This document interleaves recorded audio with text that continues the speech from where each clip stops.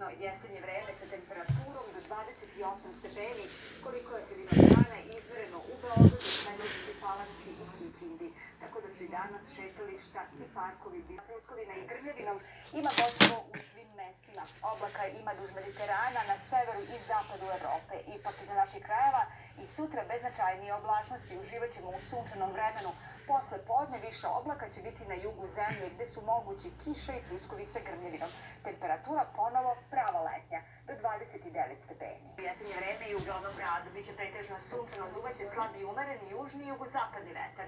Jutarnja temperatura oko 17 stepeni, najviša dnevna 28, koliko se očekuje u Novom Sadu i u Kragujevcu. U Nišu i Prištini uz više oblaka moguća je slaba kiša. U Nišu najviša dnevna 27 stepeni, a u Prištini maksimalna 26 stepeni. Idemo u poplave. I za kraj i Oluja.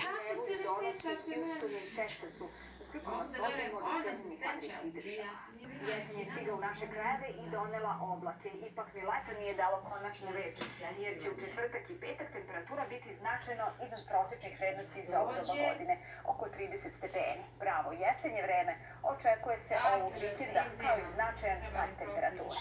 Poštovani gledalci, hvala na pažnji.